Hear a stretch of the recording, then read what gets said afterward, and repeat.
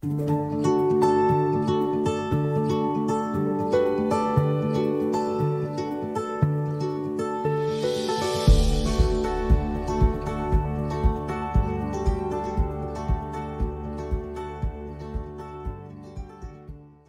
buenos días amigos, bienvenidos a una nueva edición de este programa Carabedos. El día de hoy vamos a abordar un tema que también se ha vuelto recurrente, es un tema mediático y vamos a hablar sobre el poder que tiene hoy día el manejo de las redes, las estrategias digitales, los medios de comunicación y cómo éstas pueden influir de manera positiva y negativa, no solamente en el aspecto profesional, sino en el aspecto personal de las personas. Y para ello hoy día también nos acompaña Leopoldo Carabedo en la conducción del programa. Y tenemos dos grandes invitadas el día de hoy. Nos acompaña Gisela Benavente. Gisela, de formación, es abogada, sin embargo, en los últimos años cuenta con un posgrado en comunicación corporativa, a lo que se dedica actualmente. Y nos acompaña también Francesca Balta. Francesca también, ella es publicista y comunicadora y también se encuentra actualmente trabajando en un proyecto de comunicación corporativa, viendo todo lo que tiene que ver con el manejo de redes, el manejo de la estrategia digital. Y vamos a hablar con ellas, empezando con la pregunta que le vamos a hacer hoy día a Gisela, relacionado al mundo y a la comunicación corporativa en general. Vamos a hablar sobre esta dinámica y quiero preguntarle a Gisela un poco qué es lo que está sucediendo en el mundo digital hoy día y qué es lo que se está viendo en el manejo de la información en las redes actualmente y qué es lo que podemos esperar en este mundo de redes actualmente y a nivel de comunicación en general, ¿no? Muchas gracias. Yo creo que en realidad no es sorpresa para nadie hoy en día cómo influencian los medios digitales en la vida de las personas, ¿no? La digitalización y en general la transformación digital ha cambiado la forma como los seres humanos nos relacionamos, cómo nos comunicamos, y claramente la pandemia ha impulsado cada vez más la digitalización de todo lo que hacemos, basado un poco en que hemos tenido la necesidad de impulsar el distanciamiento social y mantenernos en la casa y trabajar, salir lo menos posible. Entonces, claramente las redes sociales han tenido un crecimiento importante. De hecho, yo estaba revisando algo de data actualizada para que se hagan una idea. El 78% de los peruanos usan redes sociales a nivel nacional, es decir, no es un tema de ciudades, es un tema que está en todos los espacios, digamos, de nuestro país. Y esto es un dato de Ipsos, de una encuesta que hizo justamente el año pasado durante la pandemia, ¿no? Entonces, como todo en la vida tiene dos lados, ¿no? La comunicación, hablábamos de que el tener información da control, y eso claramente en las redes sociales se mueve una gran cantidad de información. Esto tiene el lado bueno en la medida que las redes sociales permiten que cualquiera pueda acceder, todos somos iguales, podemos dar opinión y podemos manejar, digamos, diferentes espacios de acuerdo a las afinidades que cada uno tenga. Pero del otro lado, también la creciente influencia que ha tenido las redes sociales en nuestra sociedad y en el comportamiento de las personas ha hecho que claramente las empresas, los partidos políticos, etcétera, tomen un espacio pensado para ocupar en estos medios digitales, ¿no? Claro. Y como tú mencionas, como hablamos al principio del programa, antes de empezar a grabar, estábamos viendo, por ejemplo, el comparativo que hacíamos, ¿no? Que probablemente nosotros somos de una generación en donde hemos visto la aparición de las redes sociales, ¿no? Y hemos visto la aparición como red social, efectivamente, y hoy día, en base a lo que tú mencionas, la red social ha dejado de ser social solamente para terminar siendo un medio de comunicación y un medio probablemente, si está bien definido, también de manipulación, hasta cierto punto, porque puede ser manejado como un punto de manipulación. Y ahí me da pie a preguntarle a Francesca también, un poco entendiendo que tú eres más joven y tú has nacido ya en una época en donde las redes sociales han ido creciendo y la estrategia digital ha ido creciendo. ¿Qué es lo que has estado viendo actualmente tú en tu estrategia o en tu forma de ver y cómo estás manejando la información actualmente? ¿Qué es lo que la gente más joven espera, define o busca en una red social? Creo que hay varios puntos primero. Tienes por un lado en las personas que lo utilizan solo para interrelacionarse con personas naturales, porque hoy en día las cuentas ya no son solamente pues una persona con su propia cuenta, inclusive manejan varias cuentas, ¿no? Inclusive yo tengo como 4 cuentas de Instagram, ¿no?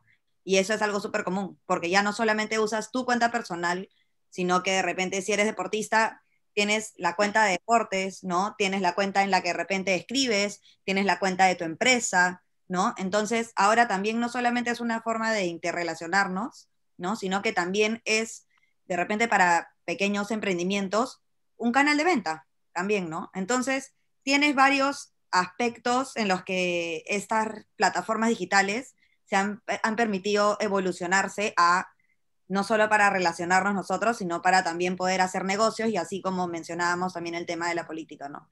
Que con el tema de la política, especialmente ahora que tenemos las elecciones, y bueno, con todo lo que hemos estado viviendo el año pasado, el movimiento y la fuerza y el impulso, ¿no? De las personas ha sido muy grande.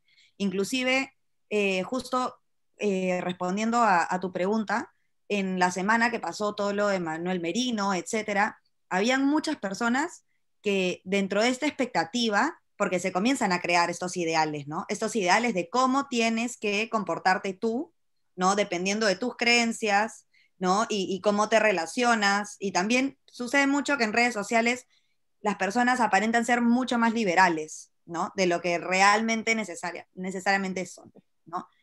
Cada uno tiene su propia opinión, su libre expresión, pero no puedes, por ejemplo, claro ejemplo, en la semana de que pasó lo de Manuel Merino, si tú ponías algo que no fuera sobre lo que estaba sucediendo en ese momento, definitivamente te catalogaban, ¿no? Te catalogaban como una persona inconsciente, que tenías apatía política, que no te interesaba, que no podía ser posible que no fueras a las marchas, ¿no? Y eso era no algo que era solo, no sé, de entre 20 años, sino era un grupo de gente muchísimo más grande y además, por el otro lado, de repente también claramente toda la parte de manipulación, ¿no? No era solamente las personas que genuinamente, ¿no? querían ir ahí, sino que había un montón de personas que siempre existe gente jalando pitas detrás, ¿no? Tratando de impulsar a las personas a hacer algunas otras cosas por intereses políticos, intereses económicos, negocios, etcétera, ¿no? O para fomentar y tener sustento después de decir, oye, mira, se causó este desorden, no sé qué, y luego lo utilizan para alguna otra cosa, ¿no? Entonces, sucede mucho eso por el lado de la apariencia, ¿no? Que ese es un caso de que hoy en día los jóvenes, además, esta generación del Bicentenario y todo lo demás, como los nombres que le han puesto, también es mucho más proactiva, ¿no? Entonces se busca también mucho más como el mostrarse, ¿no? En tu día a día, pero también desde esta perspectiva en la que te involucras, ¿no? En los temas sociales. Entonces las personas hoy en día también no solo se involucran en temas sociales, temas ecológicos, en temas de economía, etcétera. Entonces tienes este acceso a la información en el que tú también te vuelves de alguna manera una pantalla, ¿no? Hacia otras personas, no solamente de cómo tú te expresas, sino que tú también te vuelves o sea, como un canal de información, porque tú también tienes capacidad de opinar y capacidad de analizar ciertas cosas, ¿no? Entonces hay personas que pueden seguirte más o menos por ese lado. Y por el tema de relacionarte con otras personas, existe mucho el tema de los stories, ¿no? Ahora justo los algoritmos han cambiado mucho. Justo hablábamos un poco antes también de las cuentas fantasmas, ¿no? Que se comenzó a crear mucho cuando el primer algoritmo con Instagram hasta como el 2015, ¿no? Funcionaba principalmente por likes y por seguidores, ¿no? Y en Facebook también funcionaba muy parecido. Hoy en día esto también ha cambiado, ¿no? Pero las personas seguían creando cuentas fantasmas para que el número de seguidores fuera aún más grande, ¿no? Y también tenías un montón de robots infiltrados. Entonces, es un panorama bastante amplio, ¿no? Desde el relacionarte, la parte política, la parte de negocios y un poco eso. Buenazo, me parece buenaza tu explicación y ahí me ha dado pie a preguntarle a Leopoldo un tema porque me quedé con un comentario que hiciste relacionado a esta doble imagen que tenemos, ¿no? Y es más, existen los famosos memes relacionados a cuál es el perfil de una persona en LinkedIn, en Instagram, en Facebook, etcétera, etcétera, relacionado a que uno tiene una postura en su vida personal, pero luego en redes tiene otra imagen y proyecta otra imagen, ¿no? Y me quedé con eso que dijiste hace un rato y quería preguntarle a Leopoldo, hasta cierto punto, desde el punto de vista de la psicología, ¿qué podemos rescatar de esta necesidad, como decía Francesca hace un rato, ¿no? De que hay gente que tiene una personalidad en su casa o en su vida real personal y la imagen que quiere proyectar? ¿Por qué hay esta necesidad de proyectar una imagen distinta a través de las redes, ¿no? En realidad, en la psicología han habido una serie de corrientes a lo largo de la historia, y la idea que ha predominado es la idea de un yo único. Pues, yo soy de una manera y soy igual en todos lados, y la realidad es que no es así, es imposible además. Nadie es igual en su trabajo, en la casa, con los amigos, en la intimidad, es decir, todos mostramos aspectos que eh, no nos enferma, sino que es parte de la constitución de nosotros, ¿no? Y de lo que se trata es que podamos fluir con libertad dentro de esos yo que llamamos diversos o selves, representaciones de nosotros mismos, ¿no? Lo que yo veo de las redes, ¿no? Yo trato, por ejemplo, nunca ofender, nunca atacar, nunca hacer un comentario irónico de otros, pero hay personas que no tienen esa posibilidad, ¿no? De pensar, reflexionar sobre sus sentimientos, sus pensamientos, y los expresan porque la respuesta no va a ser con alguien que pueda ver directamente, ¿no? Entonces eso facilita. Por otro lado, ahí, escuchando a Francesca, pensaba, ¿no? Nosotros tenemos una necesidad de pertenencia, y esta necesidad de pertenencia a grupos determinados, a ideas determinadas, a pensamientos determinados, a veces nos fuerza a ubicarnos en una posición y defenderla a ultranza, ¿no? Sin escuchar a la otra parte, porque eso como perturba nuestra capacidad de reflexión. Eh, Como en este programa, la verdad que yo estoy aprendiendo, ¿no? Yo pensaba venir a aprender porque yo soy un tardío interesado en todo lo que es la modernidad tecnológica. Y lo que Diego me sugirió ver este documental que es de los dilemas de las redes sociales, y ahí lo que plantea es algo bien interesante, que las cosas pasan, incluso la gente inteligente, sabiendo lo que está ocurriendo, no lo pueden evitar, o la sensación de no poder evitarlo. Y los organizadores del video lo que señalan es lo que puede ayudar a cambiar las cosas es tomar conciencia de la ética que está implícita en esta actitud, ¿no? Y se trata de que las redes que han sido como muy abiertas puedan tener algún tipo de regulación de los vínculos, ¿no? Y que esa regulación pueda permitir, porque claro, uno en la realidad insulta a alguien y puede ser acusado legalmente, ¿no es cierto? En redes hasta ahora esto está medio difuso, entonces no está claro, la idea de territorialidad ha cambiado, ¿no es cierto? ¿A quién acusas? ¿A alguien que está en el aire, en la nube? ¿Cómo es el asunto, no?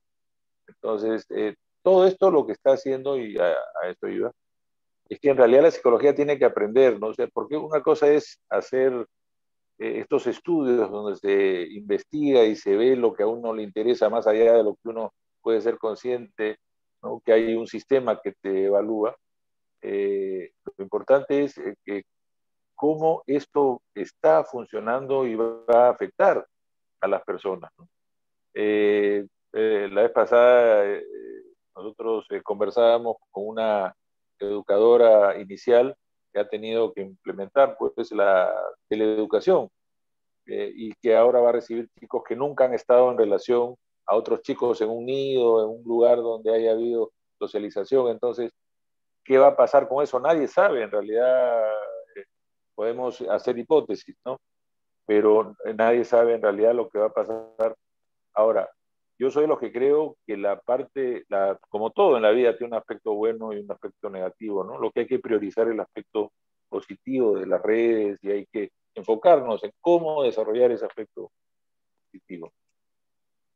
Sí, Y ahí algo que decías un poco ahora, ¿no? Hace un rato mencionabas el tema de este vacío legal que existe a nivel, entiendo que no está finalmente 100% regulado, pero relacionado un poco a lo que mencionaba Francesca, lo que te pregunté también, y le quería preguntar a Gisela ahí, dentro de su experiencia, porque entendiendo que estás metida en el mundo de la comunicación corporativa y por ende tienes que trabajar mucho el tema de manejo de crisis y manejo a veces de desinformación realmente, ¿no? Porque se maneja mucha información y hay mucha tendencia a veces, sobre todo cuando son empresas, y son empresas reconocidas, con cierta reputación y con cierto entendimiento de muchas cosas, pero qué fácil a veces es simplemente dar información negativa o dar información alzada al aire en las redes, ¿no? Alzada, y luego decir, bueno, ya que el otro solucione, ¿no? Es muy fácil dar una noticia mala, tendenciosa, alguna información mala, ¿no? Y viciar de alguna manera la forma de pensar de las personas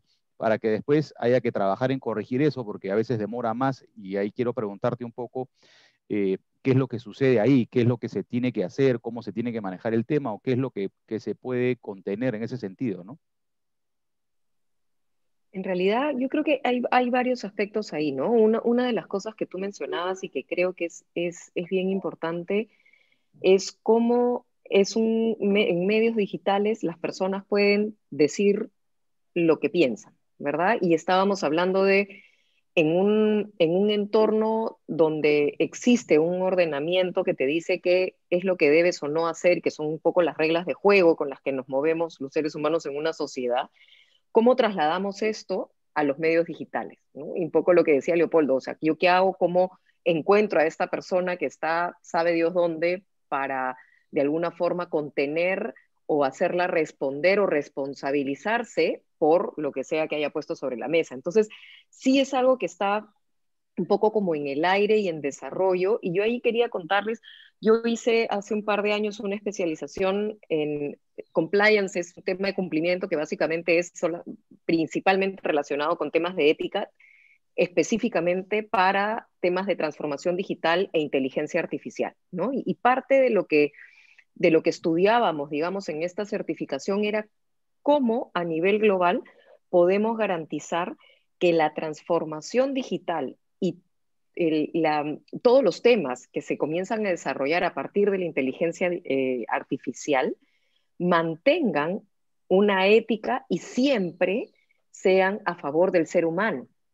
Y entonces hay diversas iniciativas a nivel global de gente que está creando regulaciones para que traten de ponerlas como a disposición y que los gobiernos de cada país comiencen a adoptar ciertas regulaciones, porque vas a tener temas como, por ejemplo, ¿no? Las entrevistas que se hacen de trabajo, hoy en día las puedes hacer con alguien al otro lado que no existe, ¿no? Que es inteligencia artificial. Entonces, ¿cómo garantizas primero del otro lado que los algoritmos que se han creado para crear este entrevistador no tengan preferencias porque eres mujer o hombre, ¿no? O no tengan metidos dentro de los algoritmos y de repente te descarten porque, ¿no? Eres de tal raza o tienes tal religión. Entonces, ¿cómo haces para controlar que esto no esté incluido y que efectivamente no tengas una preferencia por una cosa o por la otra dentro de los algoritmos que tú creas, ¿no? Tienes los vehículos autónomos. ¿Cómo vas a hacer para responsabilizar a alguien cuando el vehículo tenga que tomar la decisión entre atropellar a un niño o chocarse contra un camión? ¿Quién es el responsable? ¿No? ¿Cómo revisamos los algoritmos con los que han sido creados? Entonces, hay una serie de cosas, pero lo interesante de esto es trasladarlo al ser humano y entender que todo lo que tú colocas en las redes sociales es información pública. Entonces, en la medida que es información pública, cada vez más, por ejemplo, los empleadores buscan tus redes sociales para entender un poco cuáles son tus formas de actuar, cómo te expresas, qué haces, y etcétera. Pero claro, te encuentras del otro lado un poco con lo que Francesca decía, de repente es una persona que tiene 5 cuentas, ¿no?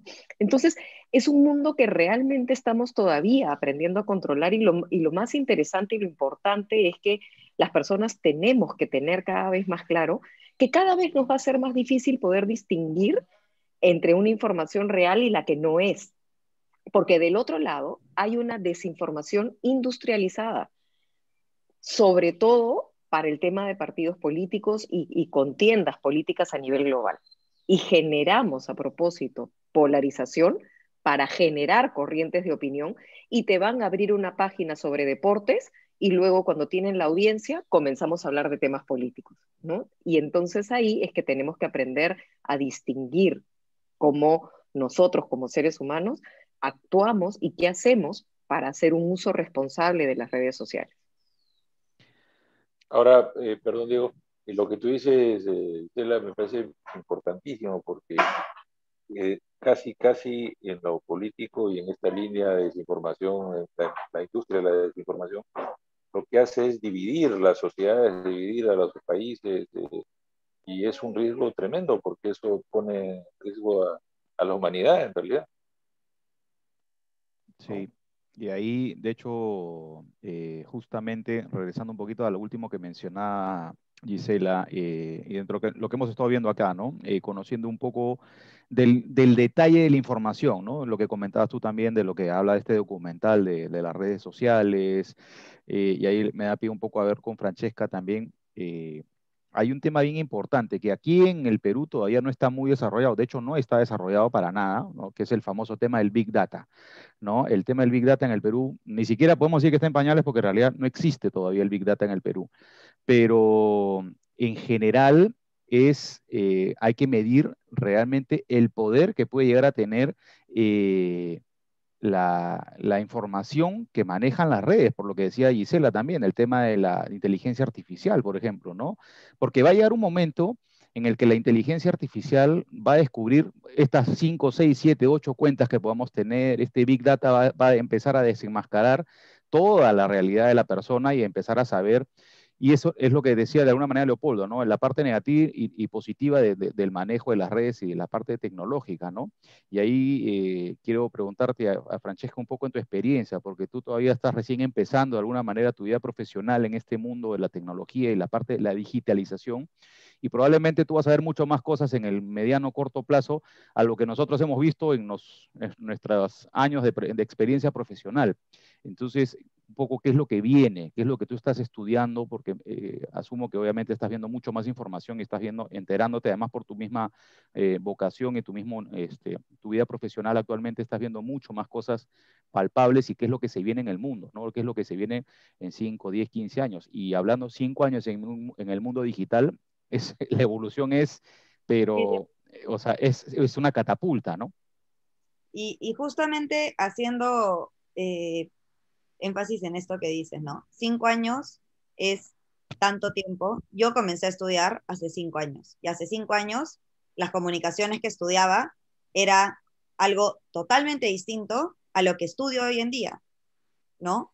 Que al final estoy terminando mi carrera, ¿no? Y tengo por este otro lado en el que los principios y las formas de comportarse de las personas desde cómo segmentas al público, ¿no?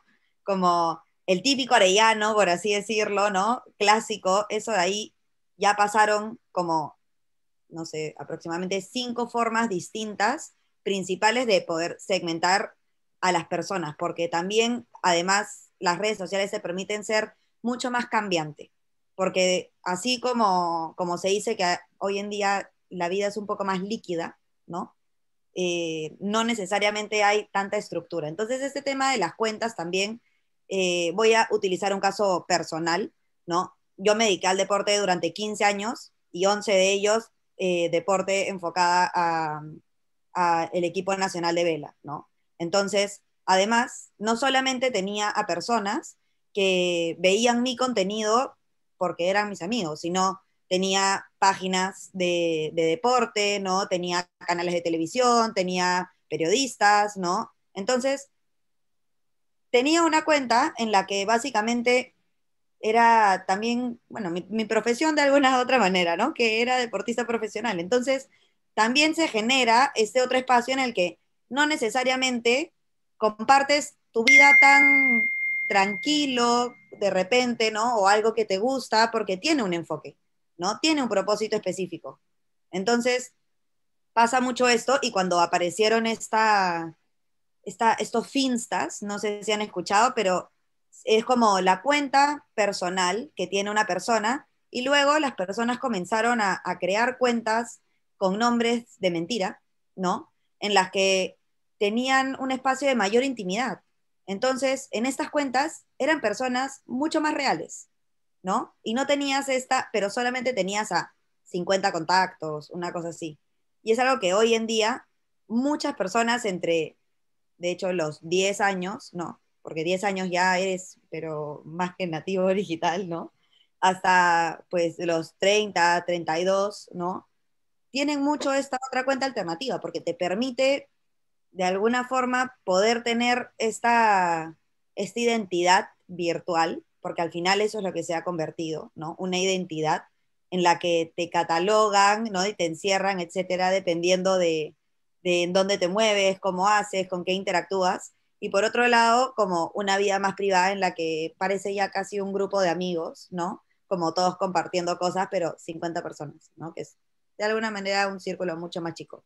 Entonces tienes este otro lado también de que la globalización, ¿no? Y la hiperglobalización que tenemos hoy en día es que la información que tú pones, así como decía justo Gisela, se queda ahí, ¿no? Entonces justo, por ejemplo, hubo todo el tema de WhatsApp, ¿no? En la que las personas comenzaron a decir, ahora todos nos vamos a salir de WhatsApp, porque ahora ni siquiera entendían qué cosa era lo que pasaba con WhatsApp.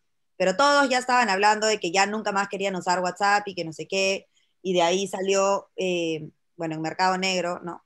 Que de hecho es una fuente relativamente confiable con noticias de temas de publicidad, comunicaciones, etcétera, ¿no? Eh, Decía, ¿no? Ahora WhatsApp va a bloquear a todas las personas que se bajen Telegram, ¿no? Entonces ahora se generaba también en las redes sociales como todo este movimiento, ¿no? Ahora ya anti-WhatsApp, ¿cómo van a ser opresores, ¿no? ¿Qué pasa si yo quiero los dos? No me dejan elegir, ¿no? Me empujan a... Entonces se comienza a generar también toda esta discusión y eso es un poco lo que se viene también, ¿no? Aprender a ser tolerantes, ¿no? Con diferentes tipos de pensamiento, porque hoy en día tenemos un espacio en el que todos tenemos una libre opinión. Efectivamente hay una falta de regulación, pero más allá de eso, creo que también tiene un lado bastante bueno porque las personas a veces les es difícil, como uno, acceder a la información, y dos, esto de acá sí, tiene el otro lado que puede ser que no sea información necesariamente confiable, pero las personas pueden comenzar a generar mayor pensamiento crítico, porque se genera mucha conversación en los comentarios, en la respuesta de historias, ¿no? Y en las fotos, en los mensajes privados en sí.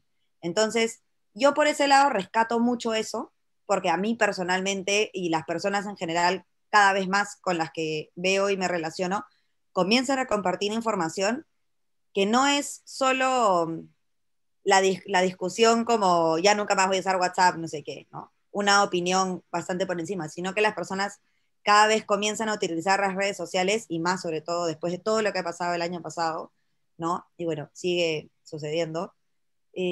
Han tomado una postura mucho más crítica, más concisa, también con respecto a cómo se autojuzgaban mucho también, ¿no? De cómo tienes que ser y cómo tienes que aparentar, ¿no? Entonces, desde esta tolerancia también a aprender a relacionarte con las otras personas, ¿no? En este entorno digital, también es aprender a elegir qué información quieres y no. Entonces yo justo le comentaba el otro día a Gisela, ¿no? Bueno, me di cuenta que seguía a 3.000 cuentas, ¿no? ¿En qué momento veía la información de 3.000 cuentas? ¿No? Entonces me ponía a limpiar todas las cuentas porque toda la interacción que yo tengo con esas otras cuentas, además que queda registrado, todo lo que haces en redes sociales nunca más se va a borrar, ¿no? Y todo lo que mandas por WhatsApp también, y era parte del dilema, ¿no? Y por eso la gente migró a Telegram porque no rastreaban, etcétera. Entonces, también es volver a aprender, porque esto de acá avanza demasiado rápido, y volver a aprender y tratar de cogerle el ritmo a cómo hacer un uso responsable de las redes sociales, ¿no? En el que efectivamente puedes exponer tu vida, pero también puede ser hasta peligroso, ¿no? Porque no sabes hasta dónde o quién, o si hay, más allá de que tengas una cuenta privada o no, Solo falta una persona que diga, oye, que justo estaba con la otra, oye, ¿viste tal está en tal lugar? Y de ahí conversa esa persona con alguien más y mágicamente, no sé, hay muchas personas que saben dónde estás parado, ¿no? ¿Qué estás haciendo? Y dónde queda la intimidad también, la privacidad de alguna manera con respecto a las redes sociales, ¿no? Y sobre todo con este lado en el que la gente hoy en día es mucho más liberal, pero a veces se pasa un poco al libertinaje, ¿no? Entonces, creo que ahí también es un tema que nada, vamos aprendiendo todos en el camino y sobre todo educar a los niños, ¿no?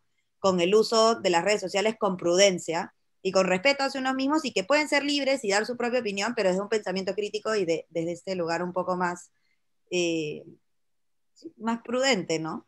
Porque creo que es un poco eso, pero toda esta generación viene activadísima, saben usar todo súper, súper rápido, las redes sociales, saben cómo se relacionan, cómo interactuar, ¿no? Y todo lo que sucede también. Ujú.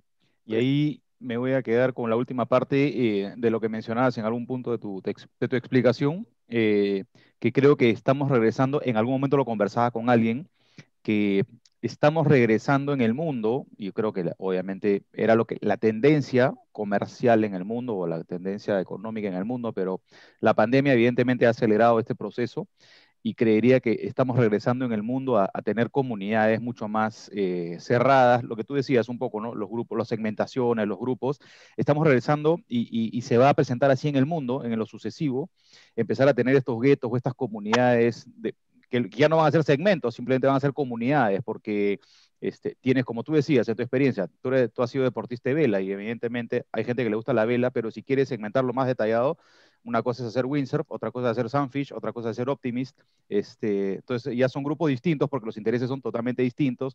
Y así van a empezar a existir y aparecer de alguna manera comunidades y medios y cosas, igual, al que le gusta las parrillas, pero hay gente que le gusta la parrilla de carnes y hay gente que le gusta la parrilla de otro estilo de comida. Y así sucesivamente creo que vamos a empezar a dividir el mundo de los consumidores ya por afinidades y por otro tipo de cosas, ¿no?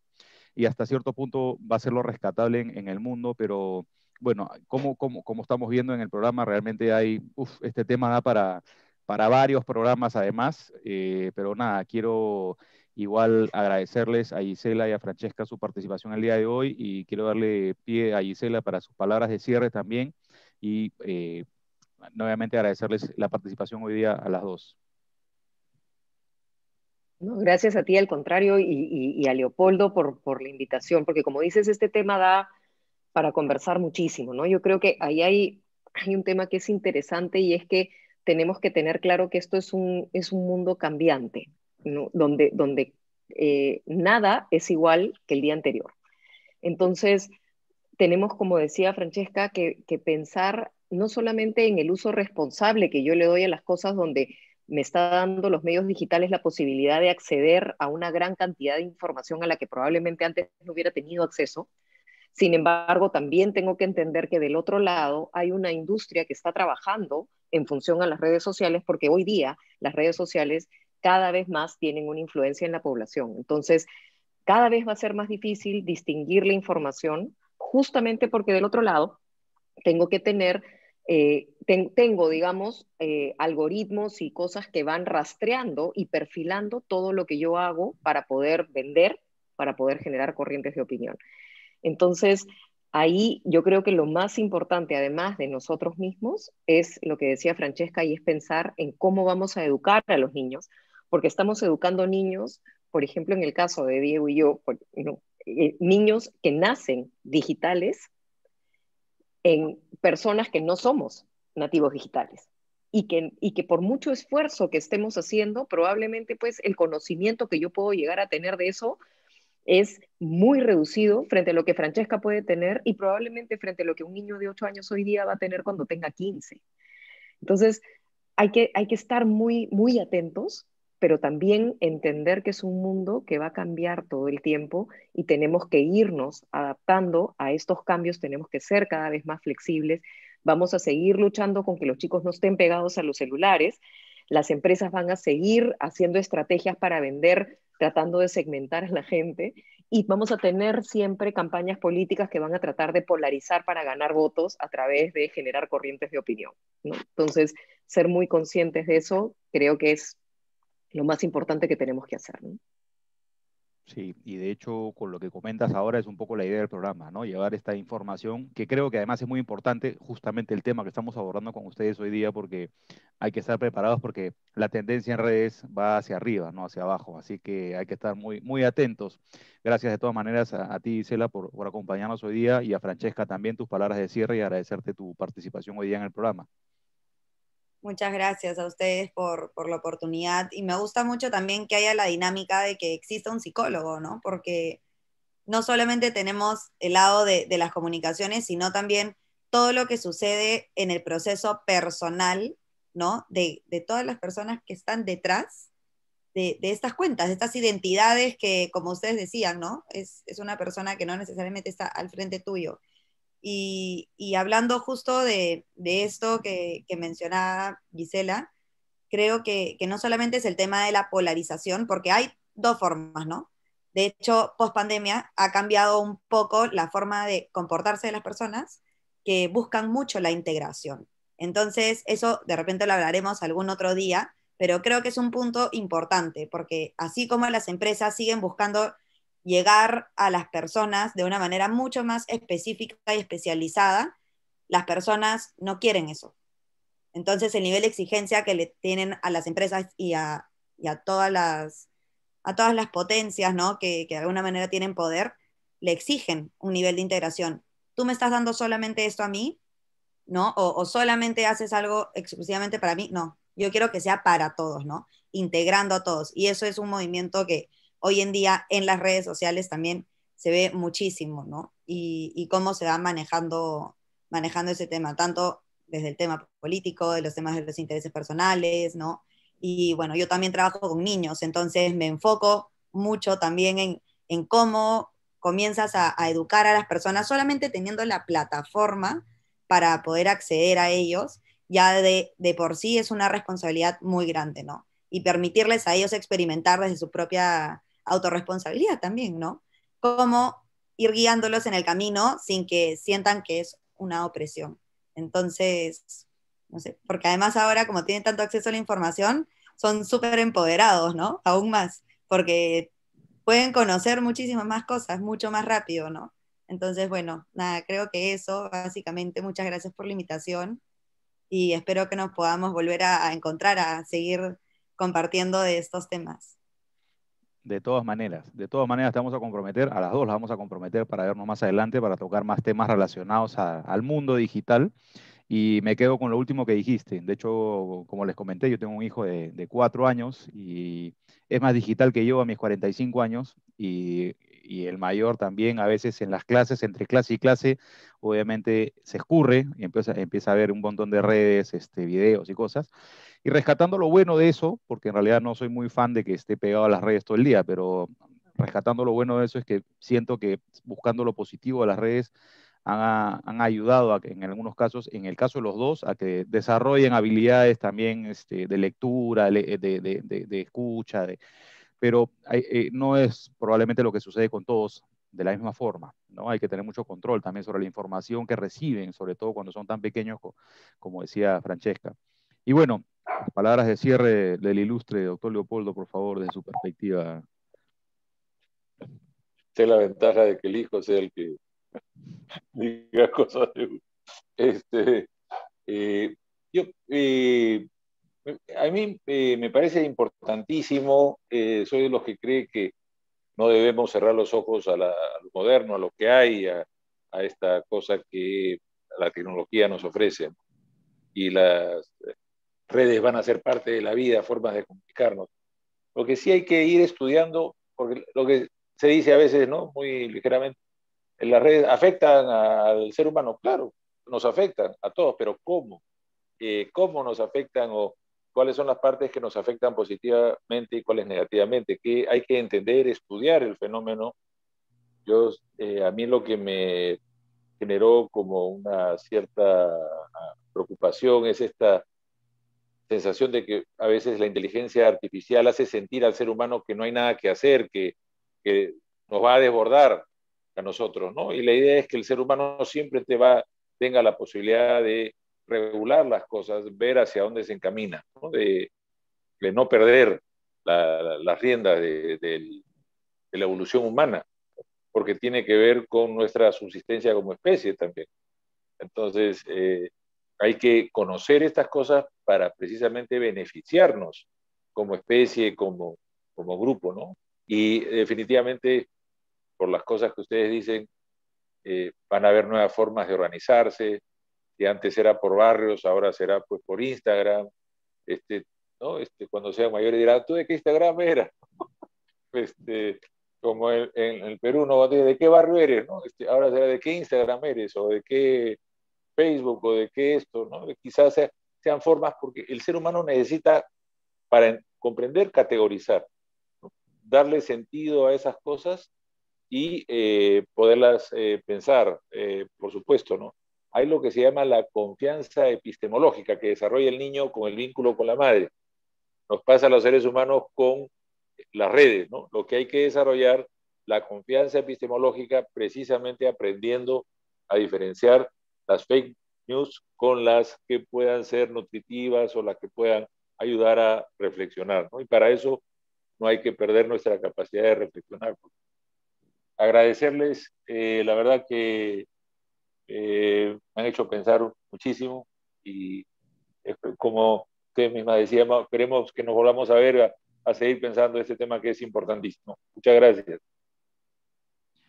Sí, nuevamente igual gracias a las dos, a Gisela y a Francesca por su participación hoy día. Relacionado a eso, hay un libro que yo empecé a leer hace poco, lo vi también con una persona con la que tengo contacto y me pareció interesante. El autor se llama Kai-Fu Lee, no sé si lo han leído el libro ya, pero el libro se llama Superpotencias de la Inteligencia Artificial, de hecho, y es una persona especialista, él es de origen chino, pero tiene experiencia en Corea y en Estados Unidos, en Silicon Valley, un montón de cosas, y ahora estoy leyendo el libro, se llama Superpotencias de la Inteligencia Artificial, y es un poco la tendencia en el mundo de la inteligencia artificial y cómo empezó siendo una potencia Estados Unidos y cómo China se ha preparado ahora en el mundo para ser una nueva superpotencia en el mundo de la inteligencia artificial. ¿Qué nos deparará el futuro? Solo Dios sabe. Pero bueno, nada, vamos a seguir para adelante. Muchísimas gracias, Gisela, Francesca, nuevamente por participar con nosotros el día de hoy. Quedan más que comprometidas para otro programa más adelante. De todas maneras, hay mucho material por rebanar, así que vamos a comprometerlas más adelante. Y bueno, con ustedes ha sido todo en esta edición de este programa Carabedos. Si consideran que la información que he recibido el día de hoy es importante y es relevante, compartan la información, compartan este canal, suscríbanse acá en el canal y nosotros nos vemos la próxima semana con un nuevo tema en Carabedos. Nos vemos, cuídense. Chao, chao. Chao. Chao.